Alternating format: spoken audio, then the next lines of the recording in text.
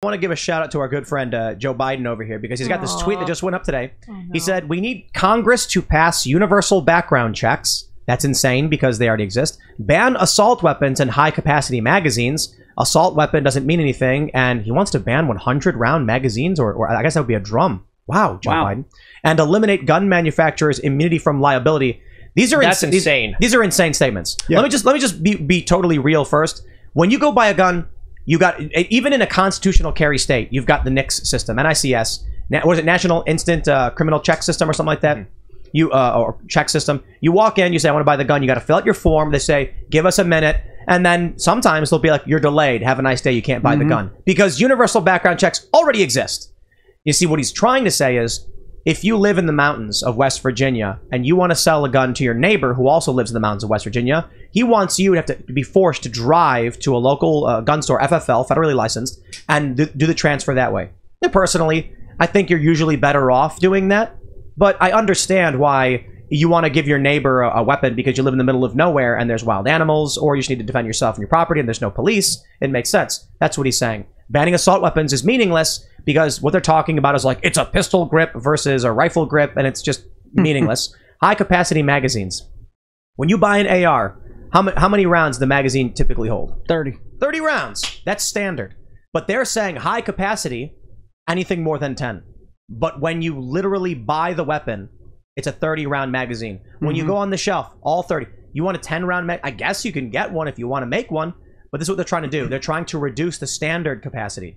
Eliminate gun manufacturers' immunity from liability. Now that's just insane. Making a weapon and then you get sued for what someone else does? Okay, all right. Let's eliminate all car manufacturers' liability for what someone does to the car. Say, or knife manufacturers, right? Someone gets stabbed with your product, you go to court, buddy. You got to pay a settlement to their family. You can't come after Pfizer. Yeah, that's it. That's the liability we should be ripping off. You can go after Colt. Yeah. You can go after Remington, but you can't go after Pfizer or Moderna. Pharmaceutical companies should not, in my opinion, have liability. I think that if someone takes a vaccine from a company and gets really sick, that there's a court that'll protect these things is ridiculous. These companies, like, they feel like they really... I understand you're saying they shouldn't have liability? Meaning I think that they should be able to be sued. No, I don't think they should be immune from damaging people with their medicines or with their drugs or whatever you want to call them. Well, I agree. There's challenges in that. There's going to be side effects for basically everything. And, you know, you might be allergic to something and not know, or you might be the one in whatever many. If so, like, let's say you get like some kind of swelling treatment and they're like, there's a rare side effect, it gives you a rash, you get a rash. Yeah, I think top-down medicine production isn't the way of the future. A lot of it's like, we're going to start 3D printing medicine that's tailor-made for your chemistry, your body chemistry. And so this whole top-down medicine where they make one drug and give it to everyone is obviously not working because a lot of people aren't doing well with it. So I have a story about Nancy Pelosi asking me about guns in the backyard in Beverly Hills. Really? I'd like to hear it. Absolutely. I know, right? That got even that got your attention. Yeah. Let's hear it. So I'm back there. I got invited to sing at Tony Bennett's 85th birthday party. And I'm in the backyard of Ted Sarandos, the founder of Netflix. I'm in his backyard. There's John Travolta. Queen Latifah and I are bringing out the birthday cake. I mean, you can't make this up. I'm looking around this backyard going, I'm not supposed to be here, so I'm just going to have some fun. You know, no, one of these things is not like the other. So I'm back there and I'm hanging out, and I see Nancy Pelosi over there starts making a beeline towards me. And I'll be honest, it was frightening. It was frightening. She's coming, and she walks right up to me. She doesn't say hello. She goes, "You seem like a reasonable person." I guess meaning for a guy in a cowboy hat and a handlebar mustache, because otherwise you wouldn't be at this backyard, right? You must be you seem like a reasonable person. I said, well, I appreciate that, Madam Speaker. She goes, can I ask you a question about guns? Uh-oh. I said, absolutely. Oh, yeah. So Vince Vaughn is standing there, and Vince leans in. Travolta's got his arms crossed. He's leaning in. Great, yeah. Everybody's leaning in. And Pelosi goes, now, I'm not a hunter, but I'm pretty sure that if I shot that first bullet at whatever I was hunting and I didn't hit it, it would run away. I go, that's correct. She goes, so why does anybody need more than 7 rounds, is what she said. Why does anybody need more than 7 rounds in their gun? And I held up my cell phone. I said, well, Madam Speaker, right now back in Nashville, Tennessee, I have a wife and I got a 3-year-old son and a 5-year-old son. And we live right in the middle of town. I said, now, if she had called my phone right now and said, John, I hear footsteps coming up the stairs. I said, Madam Speaker, would you advise me to tell my wife to grab the one with 7 rounds or the one with 30 rounds? And her eyes kind of got big, and she said, "Is that the way you look at that?" I said, "Yes, ma'am." She goes, "Well, it was nice to meet you," and then just walked off. But for a brief moment, this light bulb pops. I believe, first of all, they know that anyway. That's why they all have armed guards. Yeah. Yep. But I was able to, dead in her eye one time, say it's to protect our families. Of course, we don't need 30 rounds to hunt a deer, and there's nothing in the Second Amendment about hunting. It's all about defense. Good for you. How many rounds does they're armed guards, right?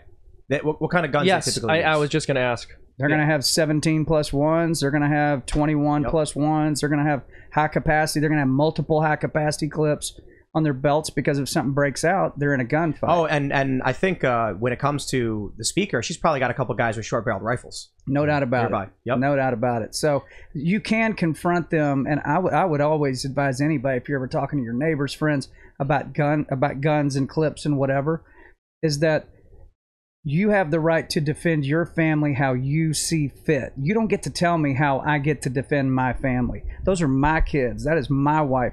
God put me in charge of them, in charge of their defense. And if something happens to them, that's on me. Mm-hmm. And I'd rather deal with your bad opinion of my high capacity gun than deal with a dead child or a dead family. Exactly. We already got a couple people saying clips. Yeah, magazines. Uh-oh. But it's that magazines. It's that mentality that allowed us to build this country the way we did. If we were all getting picked off at home and the government had total control and they weren't afraid of the population, we never would have had this beautiful liberal society that we organized. Sorry to use the word liberal. I'm bringing it back to what it really means, which is liberty. Yeah, sure. No, I mean, look, the founders make it perfectly clear in the founding documents of this country that owning a gun is a right that is available to all people. It is not a privilege for the ultra wealthy who can afford armed guards and whatever paperwork these bureaucrats would try to put you through in order to be able to defend yourself. But now, John, would you agree with me when I say that the Second Amendment guarantees our right to have nuclear weapons and biological weapons? No, I didn't see that in there. No. Oh, I do. I see it in there. Do you? Yeah. So I got in trouble because I pointed that out, and they take this clip of me where they cut my full statement and say Tim Pool calls for people to have nuclear and biological weapons. What I said was the Constitution says the right to keep and bear arms. It doesn't specify what. Right. And back then, as a privateer, as a private citizen, you could have any weapon the government could have. Correct. That hasn't changed. They wanted equal force. Right. Yeah. Has that changed?